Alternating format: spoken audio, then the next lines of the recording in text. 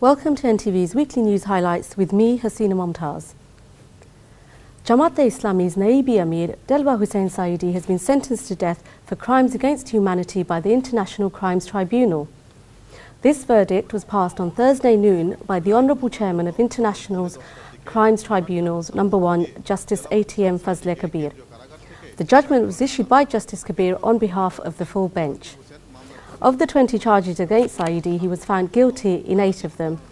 He was acquitted for 12 other charges against him.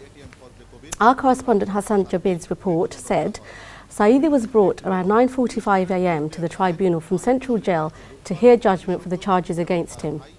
Shortly after 11 a.m, he was told to stand in the dock and the summary of the 120-page judgment was read out. Among the 8 charges proved against him, he was given the death sentence in 2 of them. He was not punished for 6 other crimes, although he was found guilty.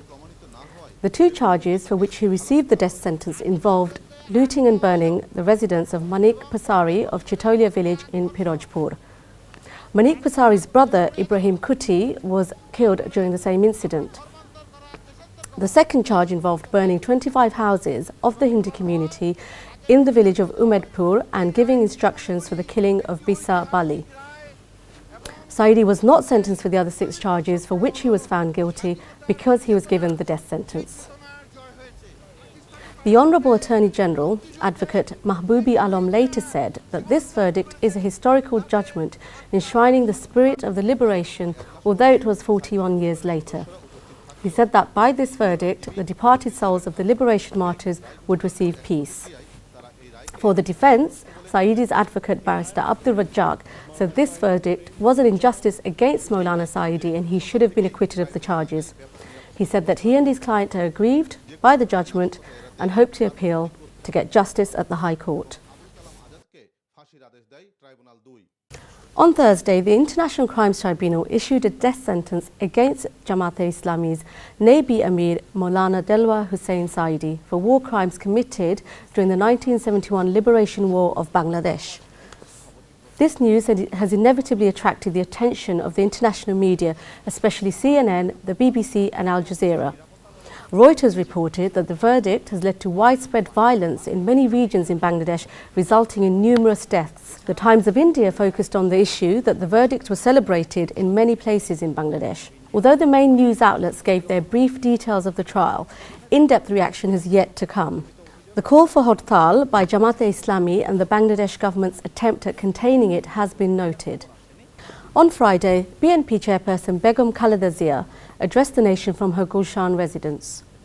She warned that the country is in its most dangerous situation since the War of Independence and called for countrymen to come out onto the streets in an attempt to contain the situation.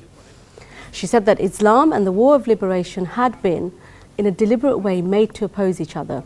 She has called for a dawn-to-dusk countrywide Hartal this Tuesday in order to protest against the government's corruption, misrule, torture and indiscriminate killings.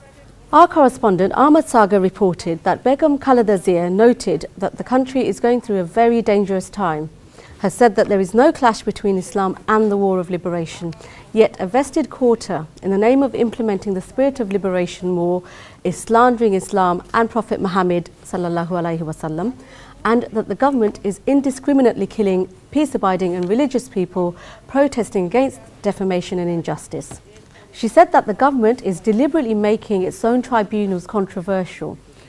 She also said that the Mahajot government has destroyed the environment for fair trial and justice.